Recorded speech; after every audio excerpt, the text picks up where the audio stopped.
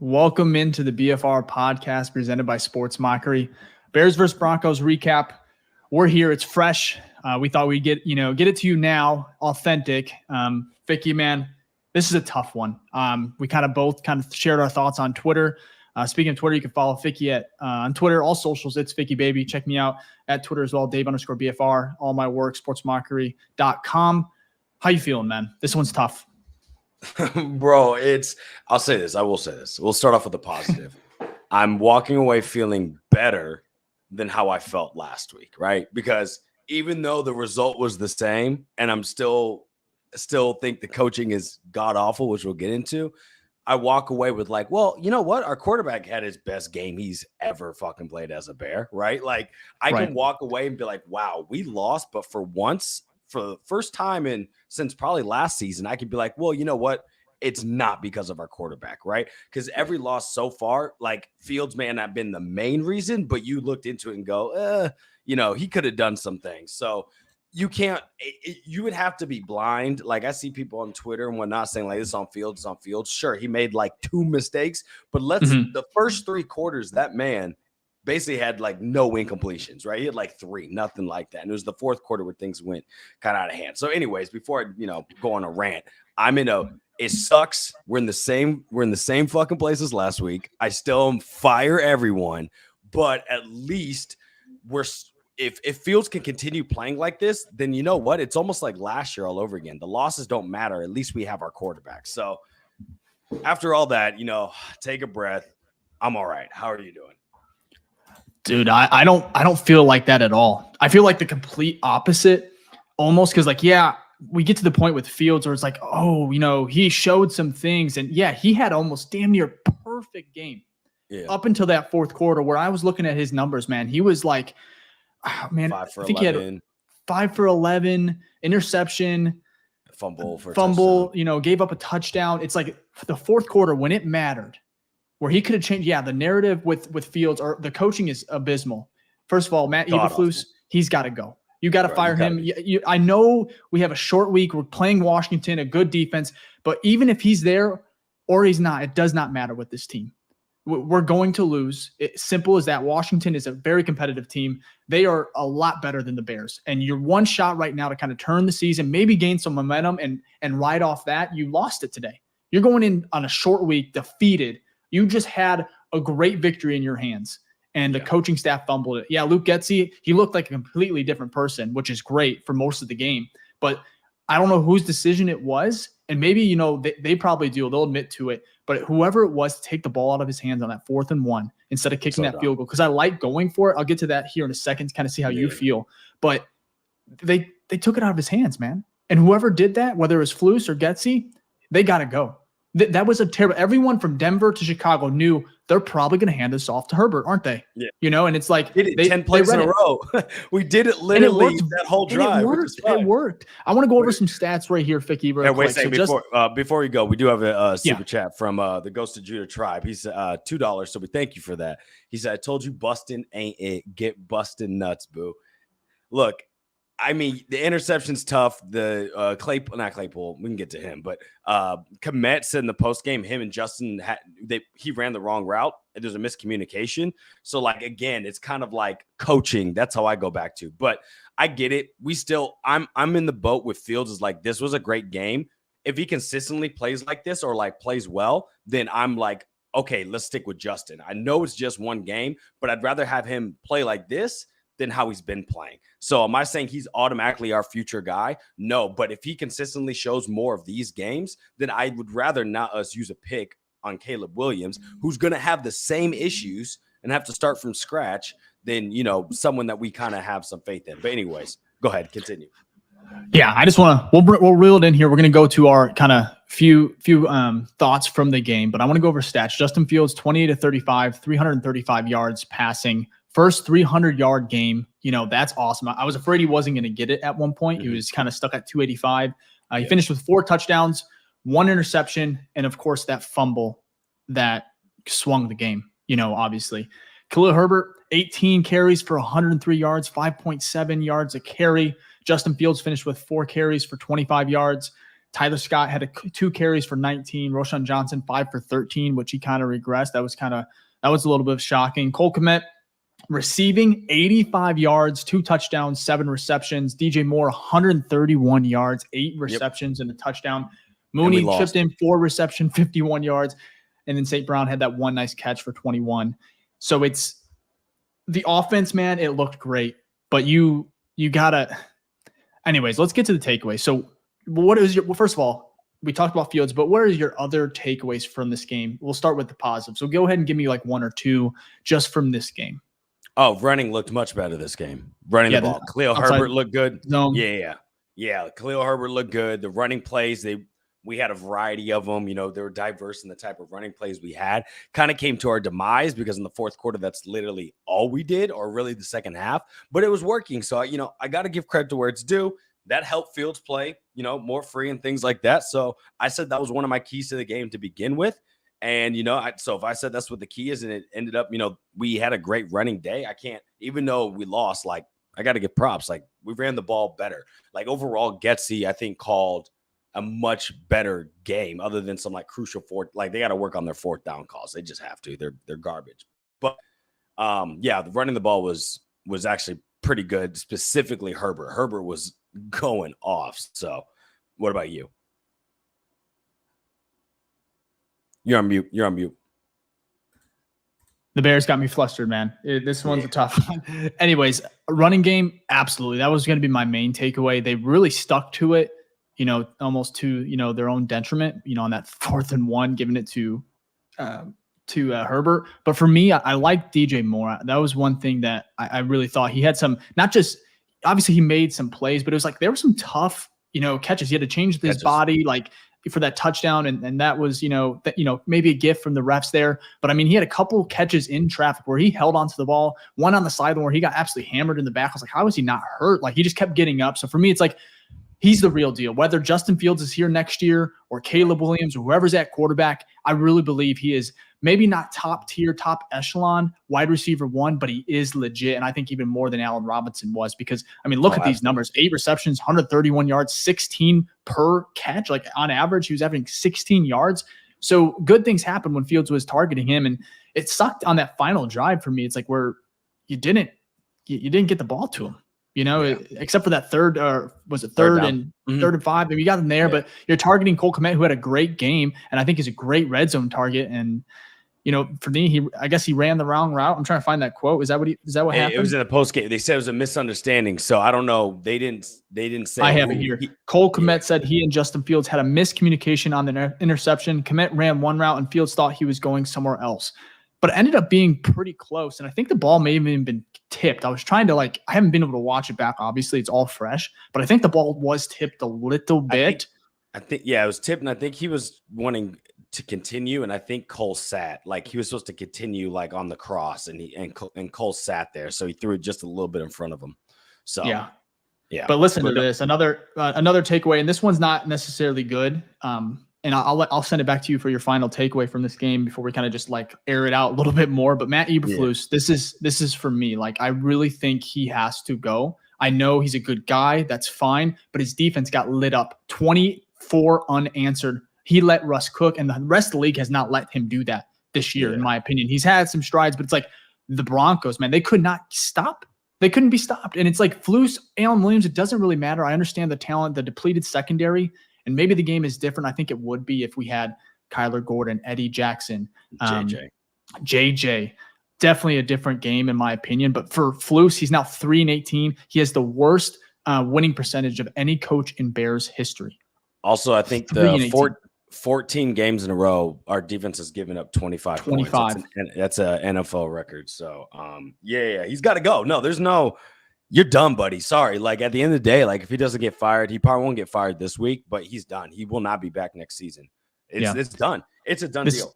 This is from Zach Pearson. He's in the locker room right now.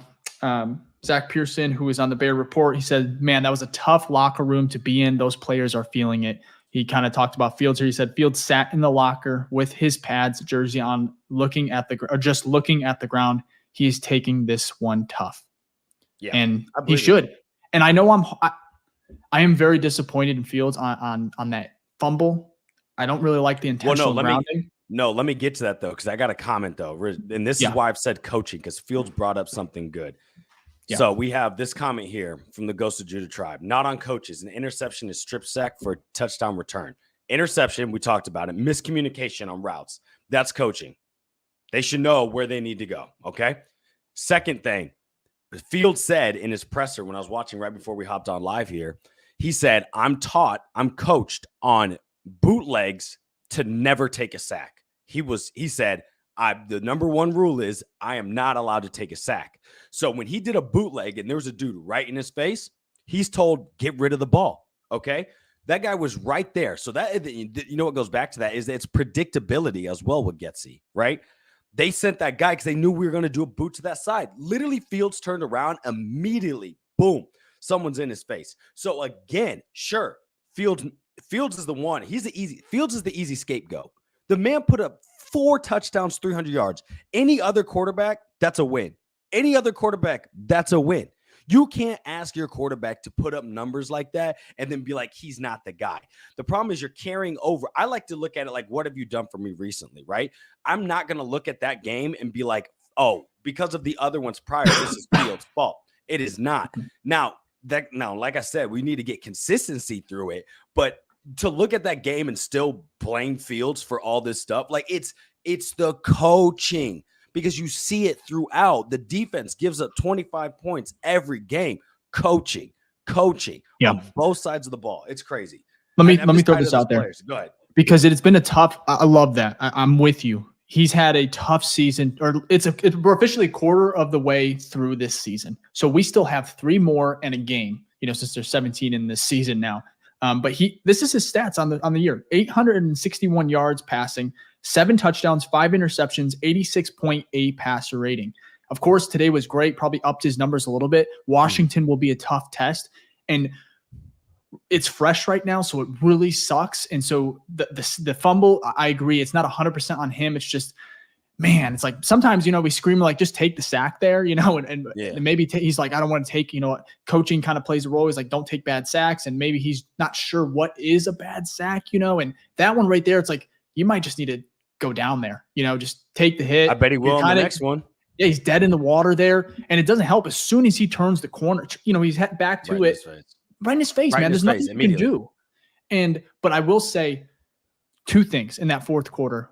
And we've seen it time and time again with Fields. And last year he had no help, no weapons. So I get it. But it's almost like a reoccurring theme where he had a couple opportunities to really close the door or, you know, change the narrative and save, you know, a franchise quarterback, in my opinion. I think they come away with this one, man. They find a way, put the team on their back. I know. What do you say? I only will say the opposite of, we think of people like Justin Herbert. Herbert, right? Great. Like everyone's like, Justin Herbert, that's a franchise guy, right? They lose games all the time. They're in literally the same situation, Brandon Staley. And there's been multiple drives this year, final drives, where he doesn't come through, but puts up massive numbers, has a great game. So then I look at it and I go, okay, why are you in that position to begin with? Fields, right? Fields should have not even been in a position to try to win this game. Why are we we're up 21-7 or 28-7. Let's also, a big thing happened this game as well. Not only we just make records, right? Fields got the 16 completed passes in a row. That's a record by the Bears. Also on the other side, a 21-point lead, biggest blown lead in Bears history. Not to also add on that we've lost. We have not won a game since October 24, 2022. It is almost going to be a full year since we've seen a win. I don't care who you put in this team. Doesn't matter. If you're not winning games, coaching across the board. You can't go this long. It's going to be, what's about to happen, Dave, is we're basically going to be 0-17, right? We didn't do a full season, but it was split between 2 seasons where we would lose 17 games in a row. We're at 14 now. We could easily lose 3 more. So I get, like, it's so easy to be like, oh, Fields. And Fields hasn't, I'm not saying Fields is the franchise guy. I'm not like, oh, we have to stick with him and not get Caleb Williams. But what I'm saying is Fields isn't the biggest issue. The biggest issue are the idiots that run this team.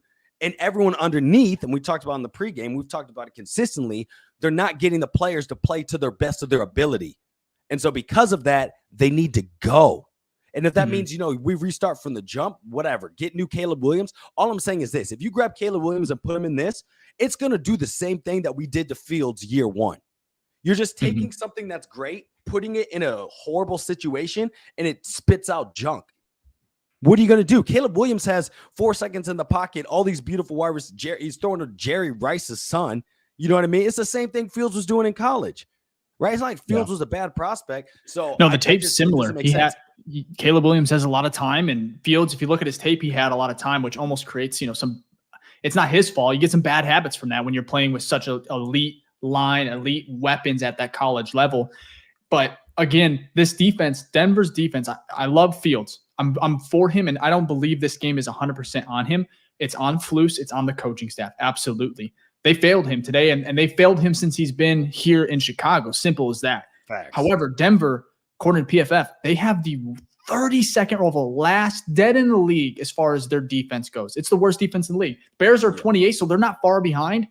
And you saw Russ cook in the end, which the defense, honestly, I thought early on was performing at a very, very high level. So I don't know what changed. Maybe Denver, and, you know, it's Sean Payton. He's a Hall of Fame coach, so he's going to adjust. He's going to, I mean, he did it against Flus somehow. Honestly, it's mind-boggling that the Bears did lose this game, given everything that went right for them today. You look at those numbers, you would have told us, like, that's what they're going to be putting up. The Bears are winning. And somehow this franchise, this team, it's still fit. They still find a way, man, to break it, to break our hearts, to, you know, we're rock bottom, and next week or Thursday we could be even more. You know, somehow they will find a way to just keep pushing us down. But if we go over a whole year, because it's getting very close to not winning a game, we're almost there. At that point, you just got to fire him. You just got to, like, you can't do that. You can't go a full year and be like, yeah, he's still around. The only thing that's different with this organization than previously is that we have Kevin Warren, and this is the first time everyone falls underneath. We have a president who could wild card, right? So it could easily, it's not going to happen now because, you know, it's a quick turnaround. Yeah. We have 3 days, but if we don't win Thursday, that might be it. There's no fucking way. There's just no way. Unless the only way we could win is like Bojack comes back, JJ comes back, Kyler will be back, and Tevin might be back. They could all technically come back. Maybe not Kyler. Kyler's 4 weeks. He comes back week 6. Yeah, you could if you get a couple people back, but but it's just the Washington's defense for me. They're 12th in the league right now, barring, you know, they're this year and or this game. So right now, as it stands, heading into this Sunday, they were like almost a top 10 defense. That their D line, Chase Young's playing pretty good. So I mean, they're just it's going to be different than Denver. Yeah, you know, you're playing. For sure. So I'm like, how well can this offensive line hold up? You know, Fields. You know, there was quite a bit of open, you know, players in the middle of the field today. Komet. I mean, sure, the offense, maybe they get into a rhythm, and we see kind of like a streak they went on last year after that Patriots game against Cowboys, Dolphins. So maybe this kind of unlocks some things, but no matter what, you still have the coaching. You still have that defense that is just they're beat up. Without a full, healthy secondary, there's no chance they are going to stop really anyone in this league. I don't care who it is, you know. So for me, and Tyler has a great point here. Just to double down with you, Dave. He said Bears have looked way worse than other teams in the second halves this year. Feels like an indictment and lack of adapting from coaches, which is also, I think that's true. Spot on. So I just want to share because I think it just ties into everything we've been talking about. Absolutely. So hopefully though, right? Because I think last year after the Patriots, we played the Dallas, right? And Dallas was the 3rd defense in the league, and Fields still had a great game. You know what I mean? Yeah. So if we're gonna keep losing, but Fields keeps putting up 300-yard games or looks like good, right? I'm like, that's better, because at the end of the day, the goal of this season now is one thing, and it was the goal from the start of the season, but there were more goals that are now gone because we suck. That goal is still to determine if Justin Fields is the guy or not. All right. We have 3 games that say, okay, maybe he's not. We have 1 that says he is. We have 14 games left to figure that out. If we end up, and this is something that sparks and it ends up being like 8-9 games, right? 10 games, it's like, oh, Fields is like just balling out. But need a bigger sample size for sure. Right. Then we can start to be like, okay, walk away and be like, we have the first 2 picks. We can do what we did last year, trade that away, things like that. So that's the ideal situation. But we need more games to see it. This one is not on Fields. Absolutely not. I agree with you. It is tough. He had some mistakes in that fourth quarter, but it shouldn't have been that close. At all. He shouldn't be having to try to win this game in the fourth quarter at all. It should have been put away. Kick a field goal, bro. This what 4th and 1. If you're gonna, it's fun. So you agree with that? Do you like that they went for it? Well, here's my thing. Because I do. I like that they went for it. I don't like that we went for it, and I'll explain that in a second.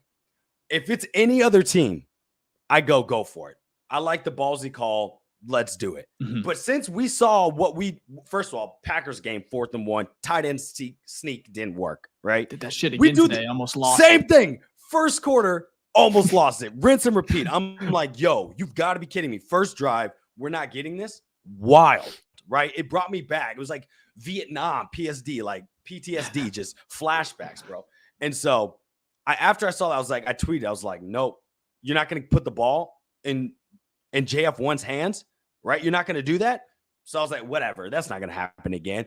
Literally the game defining play.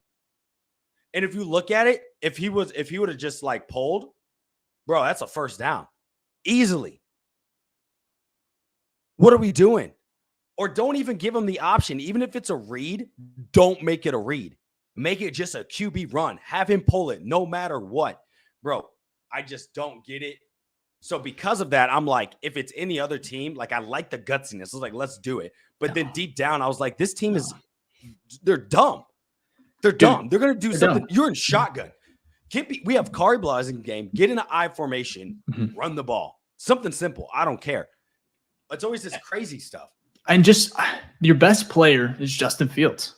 And you take the ball out of his hands. It's as simple as that. I don't care if you wanted him to pass it there or if you just run a QB design run to the edge and, hey, go get me fucking a half a yard, 1 yard, and let's put this game away. But no, it's the same play. It's almost similar to the Tampa Bay game where they ran the screen 3 times in a row. You saw it working with Herbert where you're like, okay, your shotgun, hand it to Herbert, basically a halfback draw, just giving it to him, on the shotgun. And it's like, we saw it work and it was great. But it's like, they kept going to it because it's like Madden, just kept on spamming the same damn play. It's like every week with this team, they do something stupid and the coaching staff is, at the forefront of it. And so for me, you take the ball out of his hands there, and that's just unacceptable. That's why I'm like, someone has to get fired. They're making the right decision, in my opinion, to be aggressive there, to put this game away. You just need 1 yard, and you have one of the best running quarterbacks in the league. Sure, he's getting bottled up on some of these, but it's like, just go get one. He's 6'3", 200-something pounds. Don't run the same play that you kept on doing. Don't overthink it. Also, K-Down made a great comment. Everyone liked the live. We appreciate y'all being here. If you're here for the therapeutic session that we basically put on for y'all, I think there's a comment earlier where it said, I don't know how you guys. I think he said they're grateful that we're talking Bears because he wouldn't be able to do it after what we've seen, but we do it for y'all because it is a fun session to let no matter how terrible. No matter how terrible this team is, I enjoy football. We enjoy Bears football, and they frustrate the hell out of us. Frustrate the hell out of me. After this one right here, I was like, this one was a tough loss. It hit my heart, dude. I was just like, Fields having the type of day he did. I saw it kind of going downhill, and I was like, I think I texted you. I was like, there's no way. There's no way. We're finally going to get a good post-game pod. It's going to be good, and then just slowly slow it to bed. And now here we are. But love it. We love the support. Absolutely. We appreciate it. Like I said, it's been a fun ride, and hopefully it gets better. We keep saying this. I keep saying it. Hopefully we have a fun pod to react to. And I thought this was the one, but we'll get there, whether it's now or, maybe come at draft time, April or something like that. We'll see. God, bro. If you are here, first time, returning, we appreciate it. Hit the like button, subscribe if you want to kind of, know when we go live, hit the notification bell. It really does help the channel grow. And it's fun, man. It's fun to talk Bears, even if they suck. It's a weird feeling, but it is, it's cool to be able to do it. So tough loss, but anyways, I want to kind of switch to Chase Claypool real quick. Just got some crazy news here. Yeah, I don't know if you're following along. So in the presser, there's been some details coming out. And Chase Claypool was reported. This is how dysfunctional this damn franchise is. It was reported. Crazy. Adam Johns, nothing against him. This is on the Bears, not him and his reporting. This is on the Bears because they can't get their shit together. It was reported. It was answered, hey, Chase Claypool, he stayed home today. It was his decision. About 4 minutes later, 5 minutes later, team representative comes out and is like, hey, no, we told him to stay home. So first of all, why are you telling him to stay home? It wasn't just Adam Johns either, because I think Cronin there's a lot of reporters that reporting it. That's crazy. There's a little nugget here that in Fields in his presser, he talked about Claypool being benched or something like that. This is from on Twitter. Here it goes. Going off Fields' comments, almost looks like that Claypool lost his emotions a little bit when he was told he was inactive, thus kind of spiraling out of control. Who knows? Maybe more information comes out here, but it's like the Bears are a dumpster fire, man. It's like dog shit, bro. After the Allen Williams situation, and they're getting their Gators and like your four-wheelers stolen or whatever it might be, and now we're here where it's like you're telling a player if the head coach didn't even know that his team or that the personnel, whoever it is, higher ups is like, hey, Claypool, stay home, and then he's telling them no, it was his decision. It's like, why is there such a miscommunication? Disconnection from the players and the whole the thing coaching. is wild. It's coaching. You can't convince me. It is hard for me to blame any of these players without blaming coaches first. I'm sorry. I think of it like a business because that's what it is, right? When leadership sucks, everything else sucks. The job sucks. You could be a good person. You could even be good at your role. But because the environment sucks, you end up not performing as well. So then people look at you and go, wow, you suck at being X. And it's like, well, at my last job, I was good at it, right? And that's because you don't actually maybe suck as much as that you aren't able to thrive in this environment because you're not being nurtured, right? Like if it's a flower, they're not watering you, so you're not able to grow. And that's what I view with this organization. I really hope, because Kevin Warren, I think is such the wild card. I really think he's going to get these motherfuckers out. Like it is because why I say that? I say that because I got goosebumps. I got goosebumps. You saying that shit. Get those. The beat writers, because I follow them, and they always talk about how Soldier Field, like the food is garbage, like for them, right? And they go, we go everywhere else, and the food is good. Like they take care of you, right? You might think, oh, that's not important. I don't care about these beat writers, but it is in this instance if you're looking at an organization and how it doesn't run well compared to other thriving organizations. Today, Dan Weeder, which is typically, he's more negative about stuff. He talked about how great the options were eating. And that's 100% due to Kevin Warren and the things he's changing within the organization. So the one bright spot on this season is I have full faith that Kevin Warren, because he's done it before, he did it for the Big Ten, he did it when he worked at the Vikings, he's going to come in here and he's going to get shit right. And if that means getting rid of shit that's not working, bye-bye Eberflus, it's going to happen. So all that rant is like, yeah, we have to kind of sit through this garbage and junk for a minute. But I really feel like Kevin Warren is going to put his foot down and he's going to be the bad cop, which we have not seen in this organization, in this family-run organization. So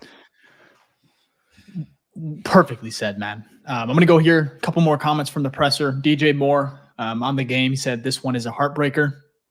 And then there was another thing, or another mention about Claypool. This one's from Justin Fields. He was asked if he wants Chase Claypool on the team. He said, of course, he's a weapon. He just has to work on his display of his emotions. Me and him have had multiple conversations with that. So it kind of leans into what I mentioned earlier about maybe there being kind of like a outburst, unable to control his emotions in regards to being, hey, you're inactive today. And ESB, like I said, Claypool, it's very disappointing. Maybe we can touch on it here real quick. I want your thoughts on it. Like, there was reports from Jordan Schultz, which we're going to try and get him on the pod here soon. He reported, he's from ESPN. He said that essentially the Bears are looking to trade him. About a 5th, 6th, 7th round pick is what they're looking for. Wide receiver needy teams, and there's quite a bit of them right now. So it's like, do you want him? Do you want to just try to get rid of him, whatever you can, try to get something in return, or do you want to try and salvage that if it's not even possible? What do you think, man? Man, I don't want to do anything with these coaches. I'm sorry. I don't. It's salvage what? It's almost like the time. It doesn't align. It's like if he had another year, I'd be like, let's try to resolve it, because like we could get new coaches in that use you to your ability, right? Or whatever it is, Yeah. whatever the beef is, whatever. But it's like this relationship's bad. So it is what it is. Like we have so many issues. Chase Claypool is the last of them, to be honest. It is. Like, do I want him out there and I want him to be balling? I would love to re-sign him. Yes. But Fields put up 300 without him. He could put up 300 without him again. He would add, he's better than EQ. But EQ made plays. Talent-wise. Yeah. EQ made some plays today. EQ blocks. My problem is, why can't you have ESB and Claypool active? Because, like, for me, it's like, yeah, Justin called out his coaches too, in a sense, you know, and he kind of backtracked and everything. Claypool, like, obviously there are some issues there when it comes to his blocking. You know, he has some, mental mistakes. You know, that Tampa drive where they had the screen to Herbert that worked, but it got called back because he was blocking. He thought it was a run play. So it's like those little mistakes, they are building on it. But it's like, if he was benched and he had the remarks we haven't talked about on the pod yet since it happened before the game or a couple days before, and he was like, are they using the right way as far as Chicago and the coaching? And he was like, no. And there was a more of elaborate response. I think Courtney Cronin, she kind of shared the entire dialogue. It's not great, still not the best look, but it's like, why bench him if is it just for those comments? Is there other things we're seeing behind the scenes? It's like, for me, he's still talented enough where I think he deserved maybe an active spot, maybe less plays or something like that. I just thought he deserved it just because the talent is still there. And it's like, it just pisses me off that it's like, yeah, he's calling out what everyone else is seeing. Like, we're all like, hey, the fucking coaches are terrible. Like, they are not using these guys correctly. Bro. Yeah, man. And that's the silver lining here. First of all, the Bears, they have the number 1 and number 2 spots in the first round of the NFL draft in 2024 right now. The Bears are at 1, Panthers are at 2 because they hold their pick. So that's a silver lining. But no matter what, if they get 1 and 2, they're not going to be here. Flus will not be here. I don't think he obviously gets. He probably won't be here. I believe Ryan Poles will stick around just because of what he's done. I think he deserves that too. Both on the same page there.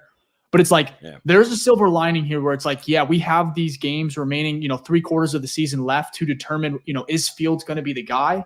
And this was a great jump.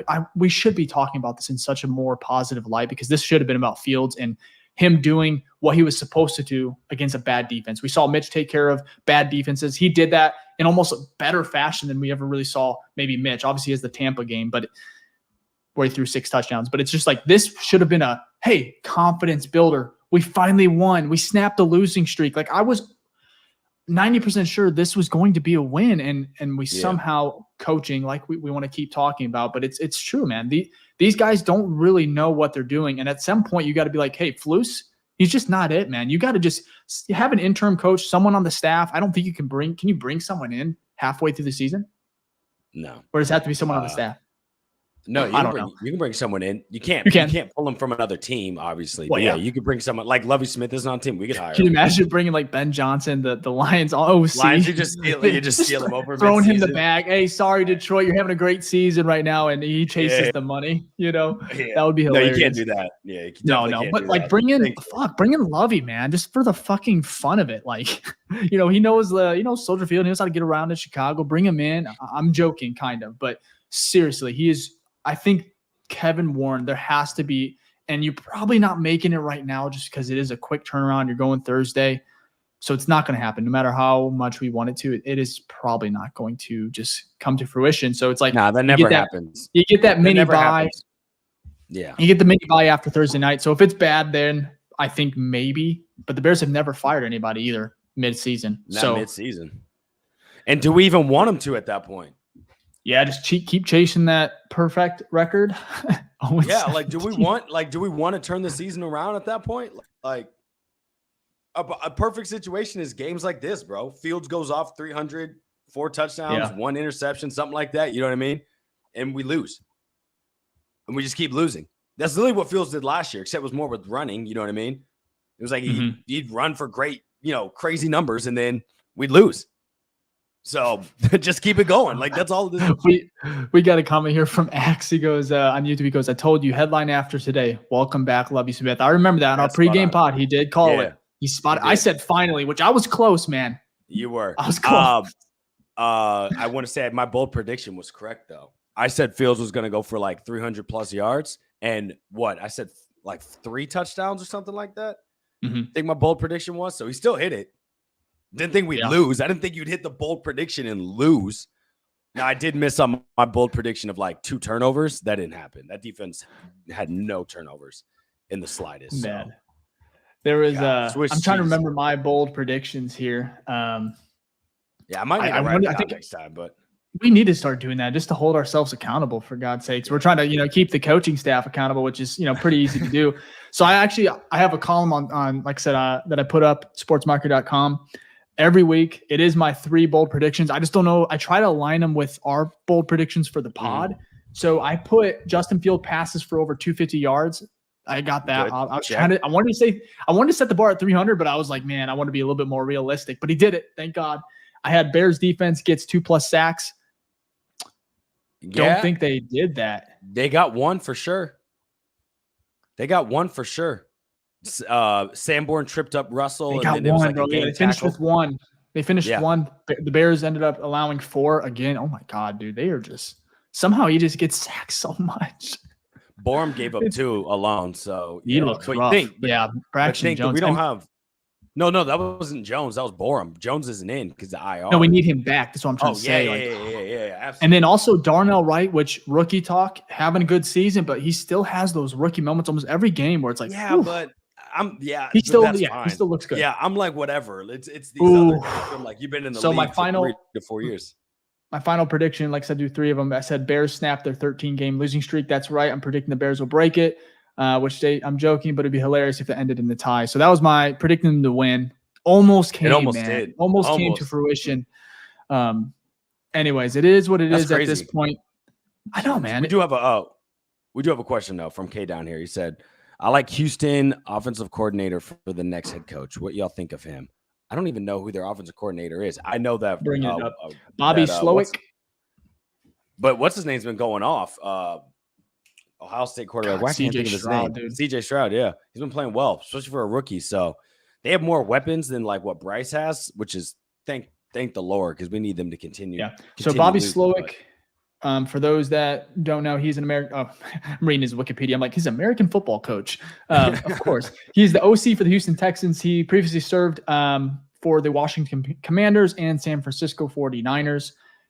Interesting. Obviously, I haven't really dug too much into. I can't wait to. I think that's going to be some fun pods to get into, some good articles to write as far as just like kind of revamping the coaching staff, whether it's with Fields. You're going to have so much capital with, come April in the draft. So it's going to be very fun. But as far as OCs, I haven't really dug too much into them. So I don't know. I really like Ben Johnson, in my opinion. Yeah. Well, yeah, Ben Johnson. Big fan of him. Yeah, they got a lot of weapons, though, to be honest. But yeah, they balling out. Lions are balling out. I know Don Burr was in here earlier. He said Detroit was there, but I had to share it because I'm like, you know what? You deserve it. You know what? It's good to see Lions fans happy. You guys are basically a worse situation than us, so it's nice to see y'all happy about your situation. Yeah. But yeah, we need an offensive coordinator in here. I can't do the defense. I love defense too, man. I'm a defensive guy. We got to get offensive mind in here. For those watching on YouTube, this is the Houston head or OC, and then Ben Johnson. I like him a lot too. Ben Johnson. That's not Ben Johnson. Yeah, that's not Ben. That's track star Ben Johnson. You have to. Anyways, we'll have another pod where we're going over these guys and hopefully. I mean, I can't believe we're here already. It is kind of disappointing. However, like I said, it is. Yeah, mock season but the verdict is still not on Justin Fields. So we'll close with this, Ficky. We have a quick turnaround against Washington Commanders. We like to do this after every game. Kind of what is our prediction record wise for the rest of the season? So. Maybe this would have been different if we get a win. I think your last prediction, you still had us going. It was like what 0 to 3 games. Yeah, it was before that. It was 3 to 5, and then it was 0 to 3. So okay, but give me a concrete. Where are you feeling right now? Yeah, we're gonna remaining win. Schedule. Fields is gonna.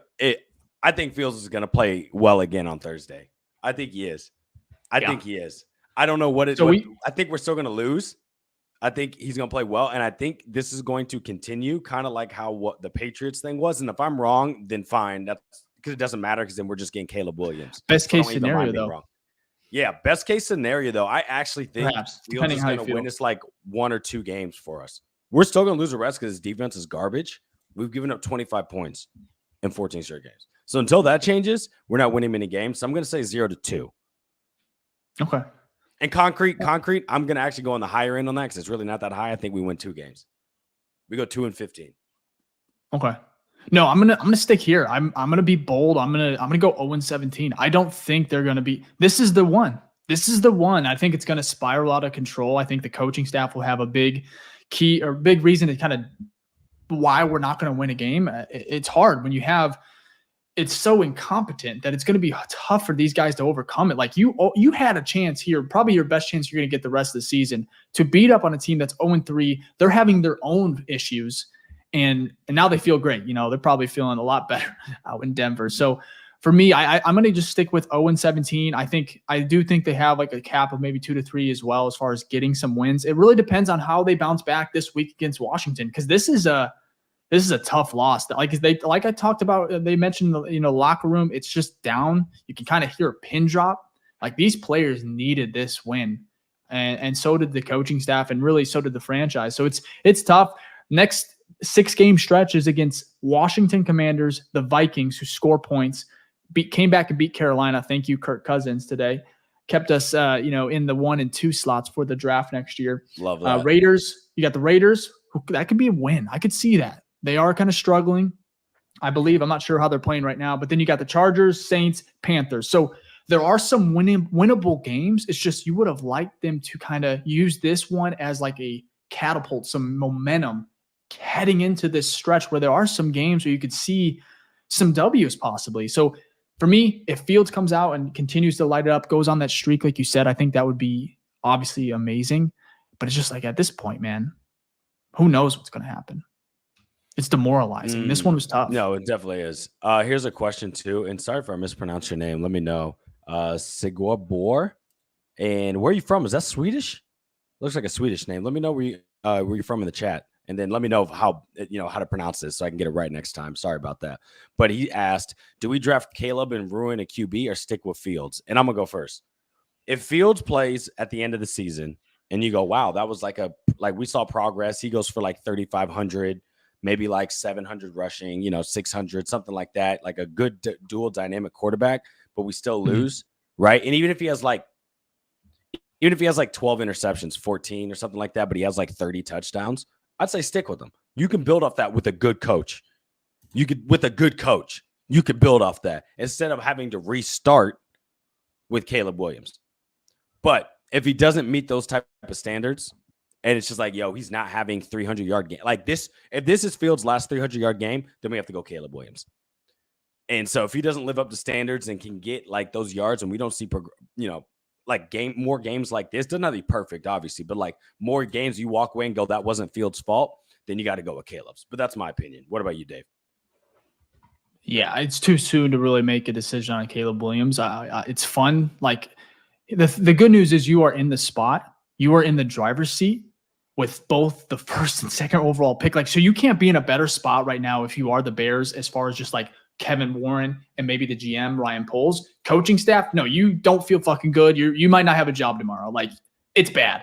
However, as far as the outlook for the next couple of years, it really could change with this draft and how Justin Fields plays. So Fields, he still has time. We talked about early in the pod, this episode, this game, he had some moments. That fourth quarter especially was rough.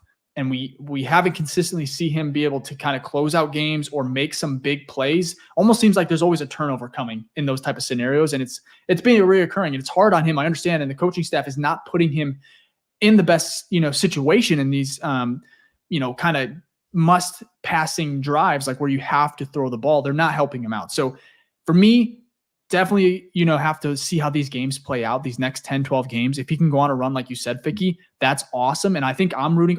At the end of the day, I don't want to talk about like the draft. It sucks. But at some point, we're going to have to. And I'm hoping it's a quick turnaround, which is great because like this game, I want to get it out. I don't care what happens on Thursday. This one is tough. I need it out of my brain. So we have a quick turnaround Thursday night, Washington. However, it could get ugly because that defense is tough. And And we're going to see. So I think you got to give Fields at least a couple more games. This one is a win for him as far as just keeping him around.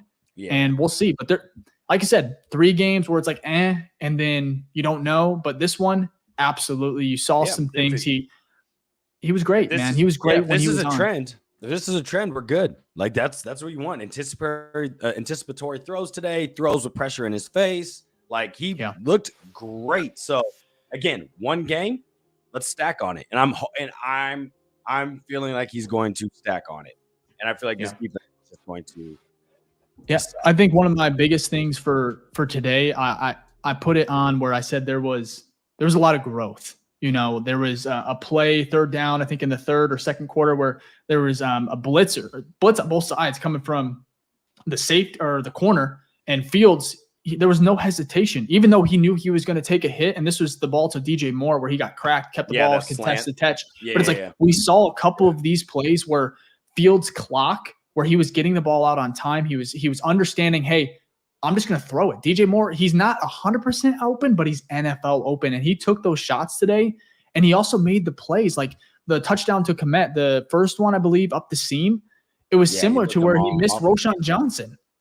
Where Roschon came open later, it was a different play, obviously as far as development goes, but it's like we saw a lot of growth where he wasn't missing the easy plays. He was making the checkdowns. He was scrambling on that 3rd down run late in the 4th. He needed his 3rd and 10, backed up inside the 20. He had time. He had some good run, clutch runs. Awesome. Yeah. But it's like, again, you saw some things where it's like, you love it, but at the end of the day, the Bears kind of, they spoiled this one, man. Like coaching staff and the Bears as a fucking franchise, they somehow screwed this one up too. And they continue to fail him. But at the end of the day, man, this is a good game for him. We're going to see if he can continue it on. We're going to find out really, really fast, which is great. Get this one out the window. But for me, man, it's just at the end of the day, it's the Bears, and they continue to let us down. Fucking Bears, bro. This is the fucking Bears. This team, bro. Yeah. This is the last perfect comment to end on. Shane Ward said, have faith. That's all we got, bro. They keep taking more and more of it away from me, but I have a little hope that Fields can bounce back, and I hope he does. Have faith. It's all we can do. But God. Absolutely. Jesus. Well, hey, I don't know about you, man. I'm going to go get some dinner. If you guys, first of all, thanks for everyone who tuned in. This was a great chat. Like, obviously love having you guys. I don't know why you guys tune in after this one, but we appreciate it.